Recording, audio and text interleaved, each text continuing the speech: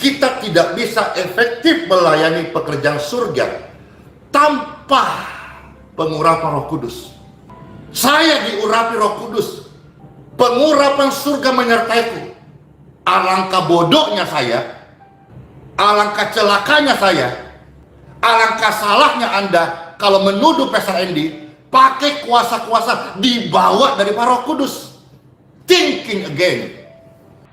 Tuhan bisa pakai apa saja dan siapa saja untuk menghentak kita dari ketiduran rohani. Shalom. Salam sejahtera dalam kasih Tuhan kita Yesus Kristus. Jumpa kembali dengan saya, Pendeta Berton Nababan. Saya menyapa Bapak Ibu Saudara dimanapun berada. Apa kabarnya? Saya berharap dan berdoa Bapak Ibu Saudara tetap sehat, tetap bersemangat, dan jangan lupa bersyukur kepada Tuhan. Andalkan Dia, karena kita tahu Tuhan Maha Baik, senantiasa berkenan menolong, menggembalakan, memelihara, dan memberkati hidup kita. Amin, saudaraku. Baik, kali ini saya akan membahas satu topik yang menarik dari khotbah hambanya Pastor Andi Simon, yang mana menurut saya merupakan khotbah yang sangat tegas dan menggetarkan. Saudaraku yang dikasihi oleh Tuhan, saya menyoroti khotbah yang disampaikan oleh beliau bukan dalam konteks penggalian teologi yang mendalam, tidak, tapi dalam konteks hal yang praktis, sederhana, tetapi itu merupakan isi hati Tuhan yang disuarakan oleh beliau untuk menegur, mengingatkan kita dengan tegas, sekaligus kalaulah hati dan pikiran kita tercelik terbuka, hal itu bisa menggetarkan dan menghentak kita, sehingga benar-benar berbenah, memiliki satu langkah konkret aksi nyata untuk membuat sebuah evaluasi, introspeksi dalam diri kita masing-masing. Bukan hanya sekedar hamba Tuhan dalam konteks pendeta, evangelis, pemimpin gereja, pemimpin rohani, ketua sinode, dan lain sebagainya. Tidak, tapi kita semua orang Kristen yang sudah mengaku Yesus Kristus sebagai Tuhan dan Juru Selamat dan menerima serta mengalami dalam hidupnya. Ini juga berlaku kepada saudara, berlaku kepada saya, berlaku kepada kita semua. Saudaraku, kitab Amsal berkata, ciri orang yang berhikmat adalah seorang yang suka dan rendah hati mendengarkan nasihat, masukan dari apapun dan dari siapapun, sepanjang hal itu cocok, klop, sesuai dengan firman Tuhan. Tuhan bisa pakai apa saja dan siapa saja untuk menghentak kita dari ketiduran rohani, untuk mengingatkan kita dari kecuekan kita, dari keegoisan, dari satu pola cara hidup yang hanya mementingkan diri sendiri.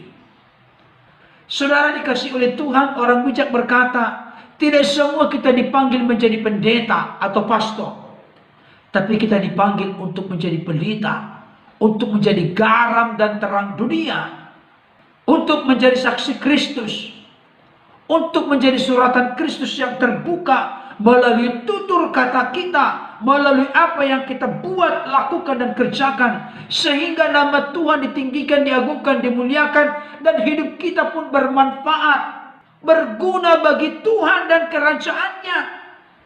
Dan itu terlihat dengan apa yang kita perbuat kepada sesama kita. Bukan sekadar rutinitas yang kita kerjakan, tetapi kita bisa berfungsi dan berdampak secara efektif dan efisien. Kita bisa dipakai oleh Tuhan secara maksimal, sesuai dengan potensi, karunia, talenta yang Tuhan berikan dan percayakan dalam hidup kita. Saudaraku, khotbah ini sangat menggetarkan secara pribadi bagi saya. bukan karena penggalian eksplorasi Alkitab teologi yang mendalam, bukan.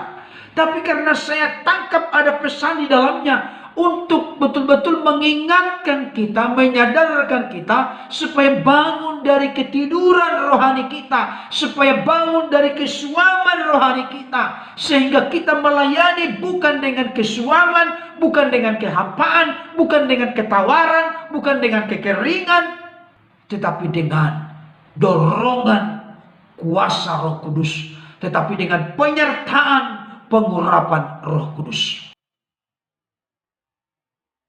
Saudaraku, terus terang saya tidak perlu berpanjang lebar memberikan tanggapan atau ulasan tentang khotbah dan renungan yang sangat menyentuh dan menyentak sekaligus menggetarkan bagi saya secara pribadi. Saya berharap dan berdoa khotbah yang disampaikan oleh beliau ini juga bisa menyentuh, mengingatkan, menyadarkan, bahkan menghentak dan menggetarkan kita semua, sehingga bangun dari kesuaman rohani, bangun dari melakukan hal-hal yang rutinitas yang sudah tersistem, tidak lagi kelihatan di dalamnya ada kegerakan Roh Kudus yang membawa pencerahan, yang membawa perubahan, yang membawa pendewasaan, bahkan sekaligus bagi kehidupan orang percaya.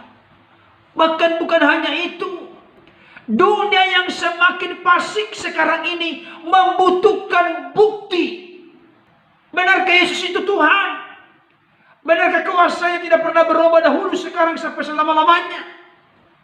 Bapak Ibu Saudara, jangan sampai kita menjalankan pelayanan dengan kehampaan, dengan kekeringan dan ketawaran. Hanya rutinitas yang kita lakukan dan kerjakan setiap minggu, setiap hari, dan seterusnya.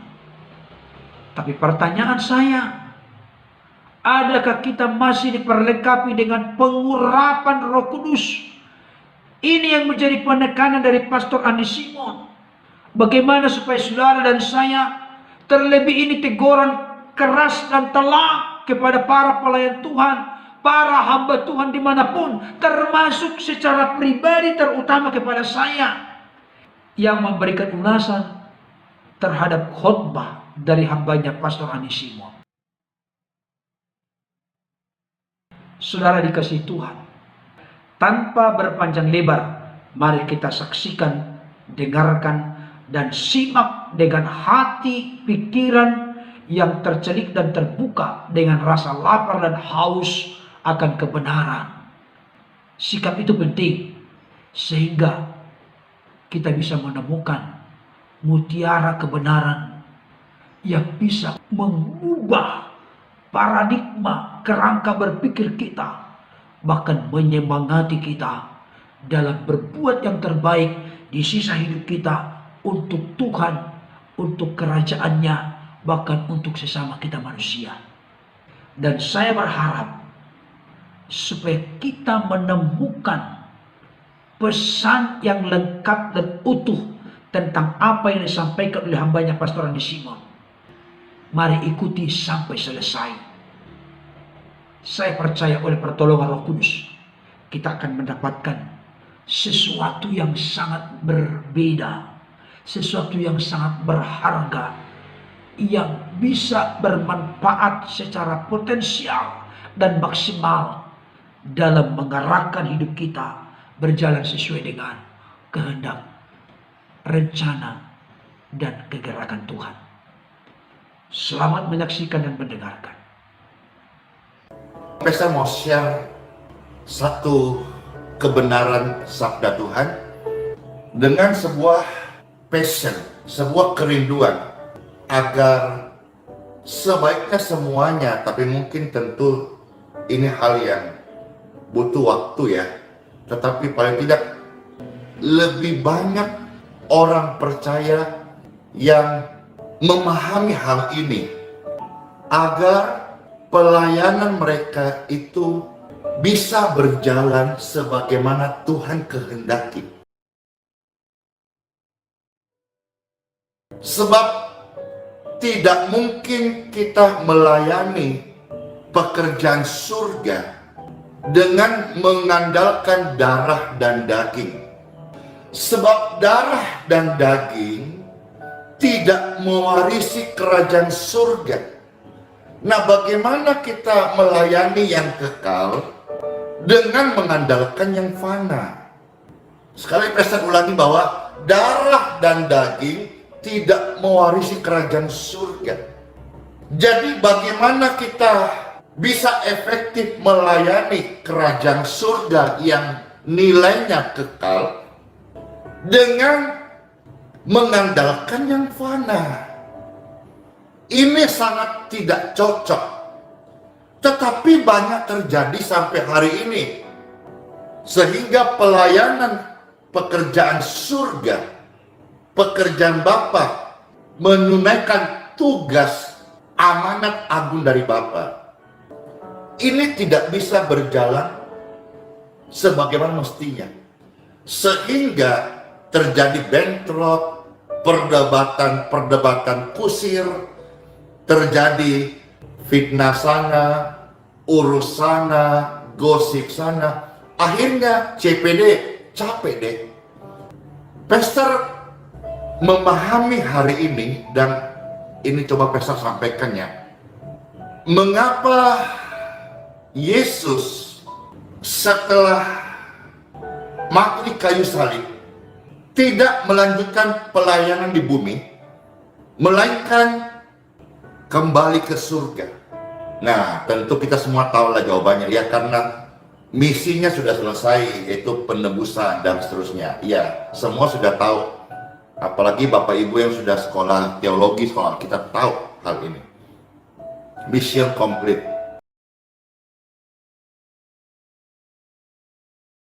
Tetapi ada hal yang Pastor mau sajikan begini. Anggaplah ini tambahannya. Bukan doktrin baru, bukan pengajaran baru, hanya sebuah revelation. Ketika Yesus naik ke surga, Yesus berkata, "Aku akan meminta kepada Bapa mengutus Roh Kudus kepada setiap orang percaya."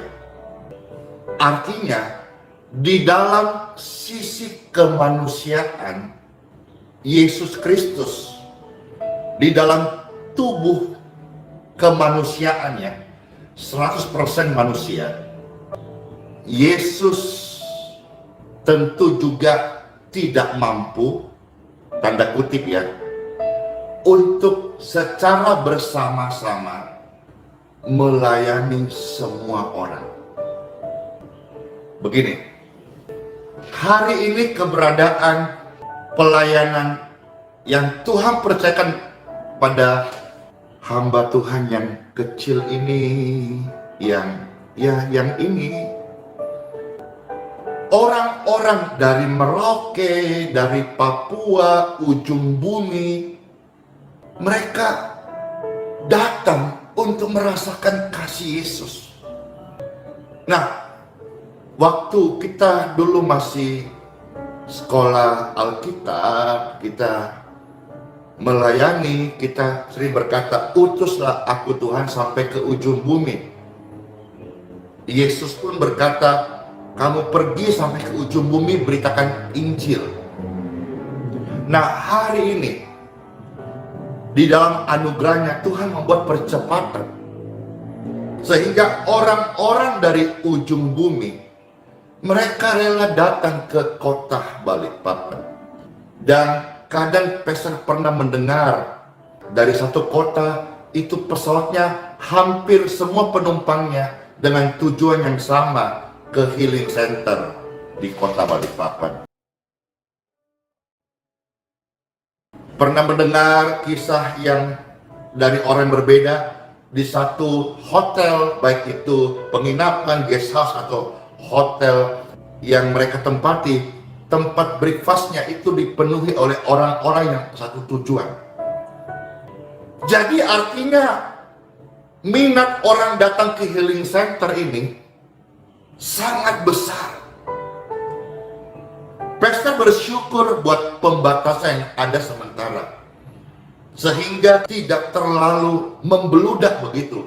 Meskipun kadang-kadang itu terjadi, maka bersyukur tetangga itu membuka tempatnya bisa untuk nunggu, mereka bisa duduk di sana sementara dan sebagainya.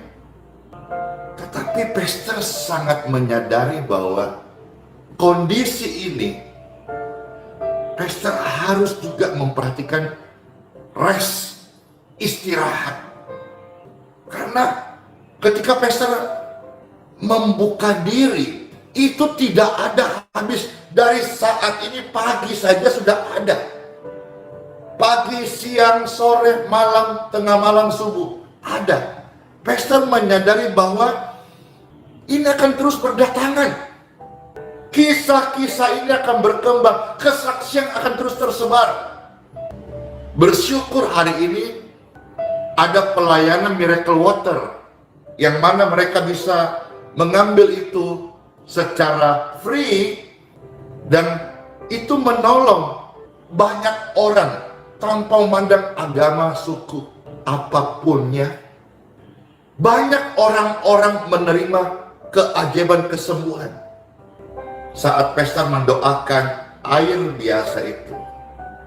Dalam nama Yesus ada aliran kesembuhan siapapun yang meminumnya. Kenapa? Karena saya percaya doa orang benar besar kuasanya. Pastor doakan makan minummu diberkati. Pastor doakan air minummu diberkati. Pastor doakan keluargamu diberkati. Pastor doakan pekerjaan diberkati. Karena doa orang benar besar kuasanya. Nah, tetapi ketika pastor harus mengikuti keinginan orang-orang sakit ini, tidak ada habisnya dan tidak ada putusnya, Bapak Ibu.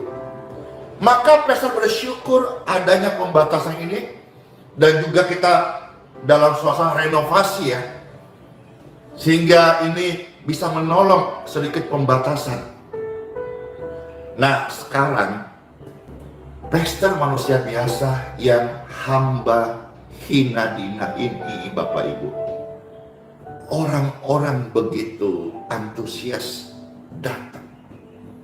Sekarang pastor mau ajak saudara berpikir, apa jadinya kalau sampai hari ini Yesus Kristus guru saya, Mesias di hidupku, juru selamatku, my Lord, Tuhanku ini hidup sampai hari ini? Coba kita pikirkan. Maka orang akan berbondong-bondong segala bangsa. Booking itu pesawat penerbangan di mana Yesus ada. Katakanlah di Yerusalem, di Israel. Sedangkan manusia biasa ini, Bapak Ibu, saya bukan siapa-siapa dan bukan apa-apa. Apalagi dibilang rasul, apalagi nabi, itu jauh ketahuan. Saya ini bukan siapa-siapa, saya hanya seorang bejat yang ditolong Tuhan Yesus, dan saya seorang yang mau belajar membalas kasih Tuhan. Itu saja, nggak lebih.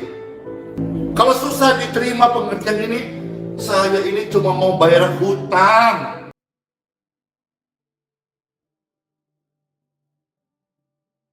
Terlalu bejat dosa ke masa lalu, saya cuma mau membayar hutang. Saya tahu sampai saya mati, hutangku ini kepada Tuhan untuk membalas kasih tidak lunas. Tapi saya belajarlah, dan kiranya kasih karunia-Nya menyempurnakan. Nah, apa jadinya kalau sampai hari ini Yesus dalam tubuh manusia masih hidup? Maka berbondong-bondonglah orang datang ke tempat Yesus untuk minta kesembuhan. Ini pastor bicara ini atas apa yang saya alami. Tentu tidak terpikir waktu kita masih sekolah Alkitab, kita masih sekolah teologi. Ini muncul saat apa yang pastor alami. Oh iya, terima kasih Roh Kudus. Makanya Tuhan Yesus naik ke surga. Tapi ingat, Tuhan Yesus tidak membiarkan Anda telanjang, tidak membiarkan Anda kosong. Kata kosong ini biasanya kalau misalnya ada orang-orang dari suku tertentu ya, yang ketika anaknya merantau, baik studi, kerja, biasanya masih ada keyakinan tertentu, daerah tertentu, itu isi baik dengan air yang dimantra-mantra maupun juga istilah tolak bala, jimat, opo-opo, atau sebuah keyakinan ditaruh di dompetnya, ditaruh di sabuknya, diisi. Tujuannya apa? Supaya tidak diganggu dari yang jahat. Ada namanya tolak bala. Bapak Ibu sekalian, keyakinan-keyakinan yang seperti ini masih ada. Saya beritahu kepada Bapak Ibu sekalian, Yesus saat naik ke surga, Dia tidak membiarkan Anda empty. Dia tidak membiarkan Anda kosong. Dia mengisi Anda. Dia meminta kepada Bapa. Maka di dalam Injil Yohanes 15 ayat 26 berkata, Roh yang dari Bapa. Ini Bapa, ilustrasi ya, ini Bapa. Roh dari Bapa ini diutus kepada setiap orang percaya. Jadi Yesus Kristus naik ke surga justru lebih efektif pelayanan kesembuhan, pelayanan berita Injil, pelayanan kerajaan surga, tugas amanat agung lebih efektif. Karena coba kita bayangkan seandainya Yesus Kristus masih hidup sampai hari ini, sedangkan saya seorang hamba Tuhan yang sederhana, yang kecil ini, orang-orang rela datang untuk merasakan kasihnya Yesus lewat doa-doa, lewat penumpangan tangan. Bagaimana kalau Yesus sampai sekarang masih ada? Rasanya seluruh dunia akan berbondong-bondong datang berjumpa dengan Yesus untuk didoakan, untuk disembuhkan, untuk dijaga. Apakah Anda mengikuti sampai saat ini apa yang Pastor sampaikan? Ketika Yesus naik ke surga, sebetulnya banyak murid-murid yang kecewa. Kecewa itu terjadi karena sesuatu apa yang diharapkan berbeda yang diterima. Tapi Yesus berkata, kamu tidak akan kubiarkan yatim piatu. Jangan takut dan jangan gelisah. You are not alone. Kamu tidak seorang diri. Justru ketika Yesus dalam tubuh jasmani 100% tidak bisa menemani murid-murid penuh. Ketika murid-murid di penjara, rasul-rasul teraniaya. Namun dengan Yesus naik ke surga, Roh Kudus dicurahkan. Dan Roh Kudus ini personality yang dikasih kepada setiap orang percaya, supaya setiap orang percaya melanjutkan berita sukacita surgawi ini. Ini so masuk ini bulan Desember, so banyak ini saudara-saudara kita yang so mau siap-siap mau Natalan di gitar surga berbunyi, dentuman Merry Christmas terngiang diucapkan, bola-bola pohon Natal mulai keluar, sukacita surga diberitakan. Dengan Yesus naik ke surga, justru lebih efektif pelayanan karena Yesus meminta kepada Bapa untuk memberikan Roh Kudusnya kepada setiap orang percaya. Artinya orang percaya yang mau berjalan pada kehendak Bapa dimampukan. Terkhusus Bapak Ibu yang terpanggil melayani seperti pastor ya, bersaksi, memberitakan kasih Tuhan dengan jubah pelayanan yang Tuhan percaya kepada Anda, menginjil, berkhotbah, mengajar, ataupun mendoakan orang-orang yang dalam pergumulan, sakit penyakit, atau yang terikat roh jahat, tidak akan efektif dan tidak akan maksimal kalau tidak mengandalkan kuasa Roh Kudus. Sebab Yesus sendiri yang berkata kepada murid-murid yang pertama menerima Roh Kudus. Sebelumnya Yesus berkata, ingat baik-baik ya, kamu jangan dulu kemana-mana, kamu jangan dulu pelayanan, kamu jangan tinggalkan Yerusalem, Lot ke Yerusalem, jangan kamu keluar dari sana sebelum Roh Kudus turun ke atasmu. Time for Bible terambil dari buku Kisah Para Rasul pasal yang pertama ayat 3 dan 4. Kita memperhatikan sabda Tuhan ini untuk setelahnya kita menjadi pelayan Tuhan, menjadi seorang pendoa sebagai orang Kristen yang efektif. Ingat kata kuncinya, kita tidak mungkin melayani kerajaan surga yang kekal dengan mengandalkan darah dan daging yang fana. Dan ingat baik-baik, darah dan daging itu tidak mewarisi kerajaan surga. Jadi bagaimana mungkin yang tidak mewarisi kerajaan surga, tapi kita mengajarkan yang itu? Ayat 3, Pastor baca sampai yang keempat. Kepada mereka Yesus menunjukkan dirinya. Yesus menunjukkan dirinya adalah keteladanannya, kehidupannya, yang memang sebagai orang percaya Anda harus tiru.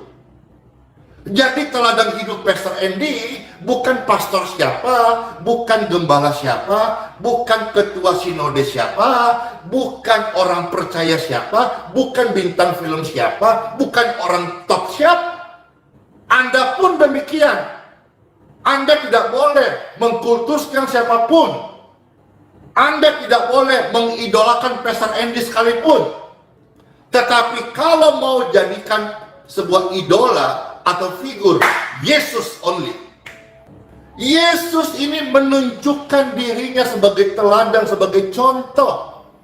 Jadi kalau mau melayani, tidak usah ikut tiru cara siapa, tetapi apa yang Yesus berikan kepada Anda. Lakukan itu dengan setia. Meskipun aneh, lakukan dengan setia. Yesus menunjukkan dirinya di dalam penderitaannya sampai selesai.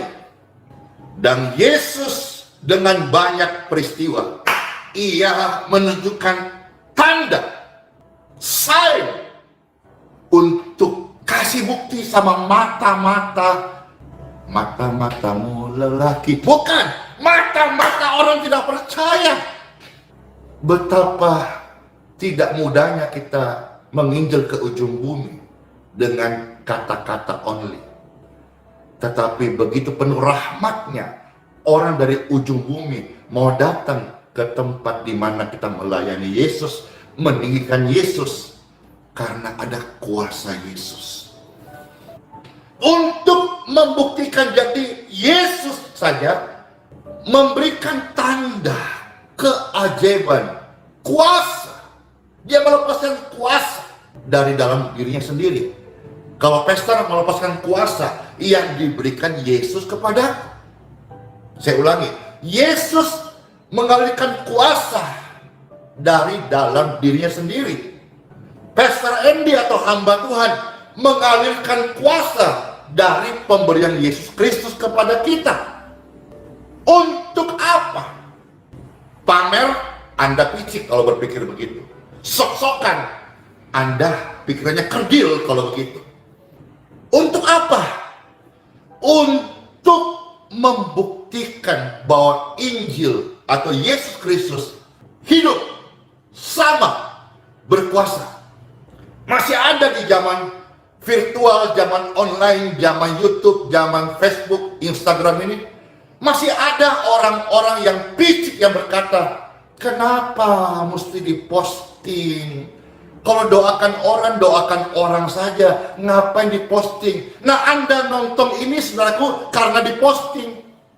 Baik Anda pengintip, Anda haters, ataupun Anda subscriber, follower, karena terposting. Apa jadinya kalau pastor atau hamba Tuhan yang mengikuti pola pikir yang sempit itu? Maka hari ini di YouTube, di medsos, hanya akan tampil berita-berita lain selain daripada berita Injil Yesus Kristus. Thinking again. Kalau Anda melihat firman seperti ini atau doa kesembuhan, Anda pikir pamer. Otak Anda mungkin memang suka pamer. Karena pikiran itu muncul, apa di sini sarannya Bapak Ibu? Kalau pastor melihat duniawi, pastor hambar. Tapi melihat pekerjaan surga, melihat jiwa-jiwa, ini roh saya terbakar Bapak Ibu. Sama halnya Anda yang nonton ini, yang suka game online, begitu tahu ada online atau next level atau apa update gitu, langsung senang. Tapi coba kasih Alkitab, ngantuk. Nah itu, pastor sebaliknya, apa itu game online? Cek di gadget saya, satupun game tidak ada. Tapi semua adalah berita tentang kita surgawi. Karena Yesus adalah hidupku. Yesus motivasi pelayananku. Yesus ladang hidupku. Yesus tujuan hidupku. Kan masih ada orang-orang percaya yang ironisnya adalah hamba Tuhan. Masih urus-urus kebun, urus sawah, urus tanah, urus panen tanaman. Ya kalau itu memang di pedesaan dan itu menjadi mata pencarian untuk menopang pelayanan, ya itu memang sebuah hal yang Tuhan kasih ya untuk kita bisa melayani. Tapi kalau kita sudah dipercaya penuh, ada cukup makan, ada cukup untuk tidur, ada cukup untuk melayani, sudahlah, layani Tuhan saja dengan sungguh-sungguh. Semua tentang Yesus, katakan bersama-sama, semua tentang Yesus. STY. Semua tentang Yesus. STY. Semua tentang Yesus. STY. Semua tentang Yesus. Hidup kita, hidup Anda, yang pastor ajak Anda, STY. Semua tentang Yesus. Selama 40 hari, Yesus berulang-ulang kasih tampak dirinya. Dan Yesus selalu berbicara tentang kerajaan surga.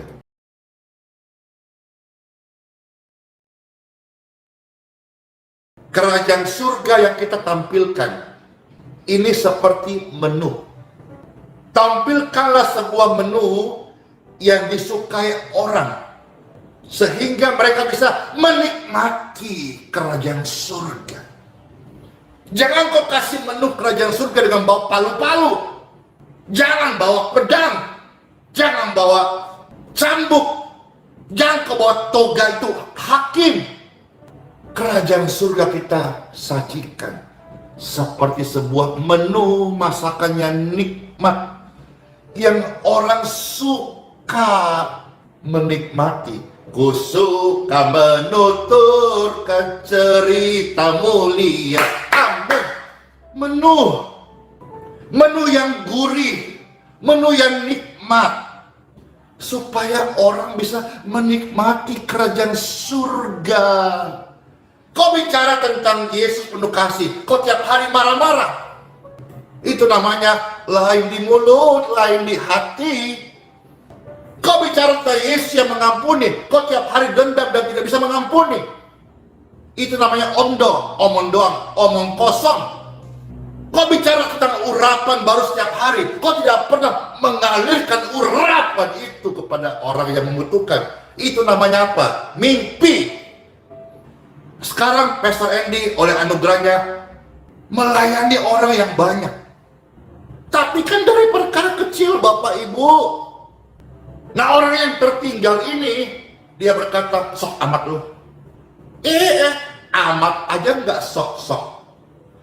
Tapi masalahnya saya bicara tentang Yesus. STY, semua tentang Yesus. Hidupku tentang Yesus. Pelayananku tentang Yesus. Kalau Anda mungkin sebagian, omonganmu aja tentang Yesus, tapi hidupmu belum Yesus. Yesus berulang-ulang kasih tahu mereka tentang kerajaan surga. Jadi kerajaan surga ini adalah sesuatu yang nikmat. Tinggal bagaimana cara orang percaya menyajikan. Nah, sekarang ayat yang keempat Bapak Ibu. Dari Kisah Para Rasul pasal pertama ya. Nah, pada suatu hari ketika Yesus makan bersama murid-muridnya, Yesus menegaskan ini. Perhatikan baik-baik ini. Yesus melarang. Anda mengerti kata melarang nggak? Tidak membolehkan. Jangan kamu tinggalkan Yerusalem.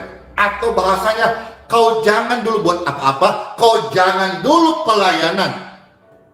Jadi Yesus saja melarang, kau jangan dulu coba-coba melayani ya. Kalau kamu belum diurapi Roh Kudus. Coba kita baca penuh ini ya. Pada suatu hari ketika Yesus makan bersama sama mereka, Yesus melarang mereka meninggalkan Yerusalem. Yesus menyuruh mereka tetap tinggal di situ menantikan janji Bapa. Ya, tadi itu Bapa mau mengutus Roh yang daripadanya kepada setiap orang percaya. Jadi kau jangan dulu kemana-mana, kau jangan dulu pelayanan. Wah, ini keras ya. Kau jangan dulu pelayanan. Kau jangan coba-coba doakan orang kerasukan setan kalau kau belum diurapi dengan Roh Kudus. Kau akan diterkam, kau akan dijambak, kau akan dicabik-cabik, kau akan dipermalukan. Jangan. Tapi Pastor, aku sekarang jabatanku sebagai pendeta penuh. Tapi jujur Pastor, saya belum merasakan, saya belum mengerti apa itu urapan Roh Kudus. Puasa, doa, cari kehendak Tuhan, sungguh-sungguh minta, rendahkan hatimu, bertobatlah. Karena yang bisa membuat seseorang bertobat, itu Roh Kudus. Saya beritahu saudaraku, semua orang bisa menjadi pandai untuk menjadi pelayan Tuhan. Itu bisa dipelajari Bapak Ibu. Tetapi bicara soal mengimpartasikan pengurapan Roh Kudus, setan diusir, sakit disembuhkan, itu tidak ada kelasnya. Itu adalah sebuah pemberian yang memang engkau terima dan engkau minta, engkau berikan, engkau jalani, engkau hidupi. Menjadi seorang pengkhotbah yang baik, ya dia ikut aja kelas hermeneutika, kelas homiletika, kelas-kelas ilmu berkhotbah. Dia bisa menjadi seorang pengkhotbah, pembicara yang baik. Tetapi untuk bicara tentang demonstrasi kuasa surga, kuasa Roh Kudus, kuasa kesembuhan, itu hanya bisa dengan urapan Roh Kudus. Jadi semua orang percaya, Pastor Andy dan Anda, kita tidak bisa efektif melayani pekerjaan surga tanpa pengurapan Roh Kudus. Saya diurapi Roh Kudus, pengurapan surga menyertaiku. Alangkah bodohnya saya, alangkah celakanya saya, alangkah salahnya Anda kalau menuduh Pastor Andy pakai kuasa-kuasa dibawa dari Roh Kudus. Thinking again. Kuasa yang lain itu mau menyamainya maha tinggi. Nah sekarang kita diurapi dengan Roh Kudus. Masa mau pakai kuasa-kuasa yang dibawa daripada kuasa surga? Sekali lagi, thinking again. Kecuali niat hatimu jahat hanya untuk menuduh, melempar sampah busuk, tahu-tahu Anda yang bau busuk. Kalau Yesus saja berkata, kau jangan pelayanan, kau jangan buat apa-apa sebelum Roh Kudus mengurapimu. Dan kalau kita melihat terus kisah Rasul ini, akhirnya 10 hari mereka menunggu dalam doa. Mereka diurapi oleh Roh Kudus. Besok selesai di sini. Tapi dengan sebuah closing statement, Yesus saja ngomong, kamu jangan melayani sebelum Roh Kudus mengurapimu. Sekarang bagaimana dengan Anda? Apakah Anda sudah menerima urapan Roh Kudus? Kalau belum, kau jangan minta sama pastormu, jangan sama pendetamu, bukan sama gurumu, tetapi sama Yesus yang meminta kepada Bapa mencurahkan Roh Kudus. Dan ketika engkau sudah menerima Roh Kudusnya, engkau harus walking together. Kau harus jalan bersama-sama. Dan ini sebuah experience, ini sebuah pengalaman, saudara-saudara. Sebuah pengalaman. Yesus tidak dusta. Yesus berkata, mintalah, kamu akan menerimanya. Ketuklah, pintu akan dibuka. Carilah, kau akan mendapatkannya. Apakah Anda sudah merasa perlu dengan Roh Kudus? Ataukah Anda hanya belajar merangkai khotbah, hanya belajar merangkai kata, hanya belajar mempersiapkan diri bagaimana gua best perform ya, bagaimana shalom. Yang utama dalam pelayanan Roh Kudus, sampai Yesus pun berkata, kau jangan buat apa-apa sebelum Roh Kudus turun ke atas Anda. Baik Bapak Ibu Saudara, kita sudah menyaksikan dan mendengarkan khotbah yang praktis, sederhana, tetapi menggugah, menemplak, bahkan menggetarkan hati kita. Mari Bapak Ibu Saudara, jangan hanya kita menyaksikan dan mendengarkan. Mari kita hayati, renungkan, dan aplikasikan dalam kehidupan kita masing-masing. Supaya bukan hanya hambanya Pastor Andi Simon yang dipakai oleh Tuhan secara luar biasa seperti itu, tapi itu juga bisa menjalar kemana-mana, termasuk kepada para pelayan Tuhan, hamba Tuhan, pastor, pendeta, pemimpin rohani, pemimpin gereja. Mari saudaraku, kita terima firman Tuhan ini sehingga kita dipakai oleh Tuhan menjadi alatnya yang efektif, efisien, dan maksimal di akhir zaman ini. Saudara, sebelum saya tutup, saya tertarik dengan beberapa pernyataan beliau. Semua yang dia lakukan dan kerjakan, semua tentang Yesus. STY, semua tentang Yesus. Bukan tentang diri dari hambanya Pastor Andi Simon. Semua tentang Yesus. Dan yang kedua, mari kita terlibat dalam pelayanan. Bukan dengan kehampaan rutinitas yang kita kerjakan. Tapi biarlah kita mengalami pengurapan Tuhan. Pengurapan Roh Kudusnya menaungi, memenuhi hidup kita. Yang ketiga, Yesus berkata kepada murid-muridnya, jangan tinggalkan Yerusalem. Yesus melarang murid-muridnya meninggalkan Yerusalem sebelum diperlengkapi dengan kuasa dari tempat maha tinggi, sebelum mereka menikmati janji Bapa. Saudara, Yesus ingin menegaskan kepada murid-muridnya, engkau tidak akan berguna, tidak akan bermanfaat secara efektif, maksimal, dan potensial kalau engkau hanya mengandalkan kekuatanmu sendiri dalam mengurus master plan-ku atau program besar yang kupercayakan kepadamu. Kalau boleh saya kalimatkan kata-kata itu penting, makanya Yesus melarang mereka meninggalkan Yerusalem. Mereka pun taat menanti janji Bapa, yaitu turunnya, dicurahkannya Roh Kudus. Itu terjadi di Kisah Para Rasul pasal 2. Dan setelah mereka diurapi oleh Roh Kudus, Petrus yang tadinya penakut akhirnya menjadi berani untuk memberitakan Injil. Dan sekali dia berkhotbah, 3.000 jiwa bertobat. Akhirnya nanti bertambah 5.000 dan seterusnya. Bahkan sampai sekarang pun berapa miliar orang yang mengaku Yesus Kristus Tuhan, percaya kepada Yesus dalam hidupnya. Saudara, mari kita melayani dalam kegerakan Tuhan. Kita melayani dengan pengurapan Roh Kudus yang mewarnai, menaungi melingkupi hidup kita. Kiranya apa yang disampaikan oleh hambanya Pastor Ani Simon dan sedikit ulasan singkat yang saya sampaikan dapat menjadi berkat bagi kita. Tuhan Yesus memberkati. Amin.